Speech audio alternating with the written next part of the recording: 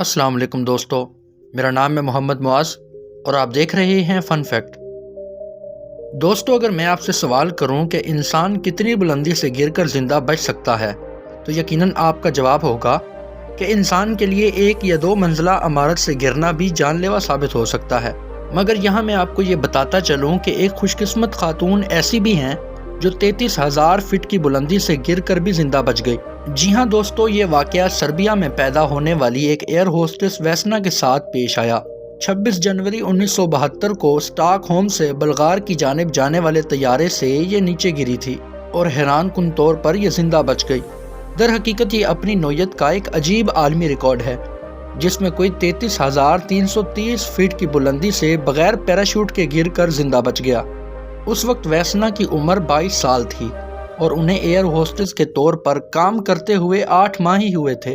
London میں سفر کے دوران انگلش سیکھنے کے بعد انہیں ہوا بازی سے محبت ہوئی تھی، اور جب انہوں نے اپنی ایک دوست کو ایئر ہوسٹس کی شکل میں دنیا کا سفر کرتے دیکھا تو انہیں خود بھی اس کام کا شوق ہوا، تو انہوں نے اس کام کو کرنے کا فیصلہ کیا۔ اور یہی نہیں بلکہ 1971 میں یوگوسلاویا کی قومی فضائی کمپنی میں ایئر ہوسٹس کی حیثیت سے شمولیت بھی عجیب انداز سے اختیار کی، کیونکہ وہ لو بلڈ پریشر کا شکار تھی۔ تو طبی معائنے سے قبل انہوں نے کافی کے کافی زیادہ کپ پی لیے تاکہ بلڈ پریشر مستحکم رہ سکے۔ یہ طریقہ کام کر گیا اور وہ تربیت کے لیے منتخب کر لی گئی۔ 8 ماہ بعد وہ کمپنی کی اسٹاک ہوم سے بلغار جانے والی پرواز کے عملے کا حصہ بن گئی جو کوپر ہینگن پر اسٹاک اوور کرتا تھا۔ 26 جنوری کو یہ پرواز کوپر ہینگن ایئرپورٹ پر اترا اور دوپہر 3:15 پر اس نے دوبارہ پرواز اٹھائی۔ 4 بجے کے بعد طیارے کے سامان والے حصے میں ایک اچانک سے بم دھماکہ ہوا جس کے نتیجے میں طیارے کے ٹکڑے ہو گئے اور وہ 33,330 فٹ سے زمین پر نیچے جا گرا، جس میں سوار 28 مسافر اور عملے کے افراد ہلاک ہو گئے اور صرف ویسنا ہی زندہ بچ سکی۔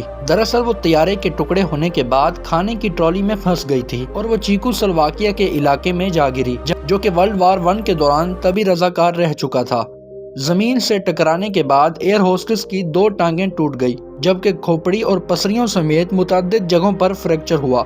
برونوں نے انہیں ہسپتال منتقل کیا جہاں انہوں نے متعدد دن کوما میں گزارے۔ کھوپڑی کے فریکچر کے ساتھ ویسنا کو برین ہیمریج بھی ہوا تھا جس سے یادداشت غائب ہو چکی تھی۔ وہ 1 ماہ تک کچھ بھی یاد نہیں کر پا رہی تھی، بس یہ یاد تھا کہ وہ پرواز کے دوران مسافروں کو خوش آمدید کہہ رہی تھی۔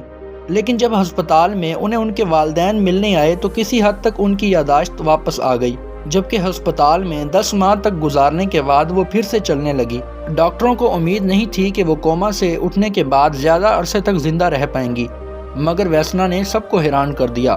ماہرین کا ماننا ہے کہ طیارے میں خاتون کی پوزیشن نے دھماکے کے بعد گرنے کے دوران زندگی بچانے میں مدد دی۔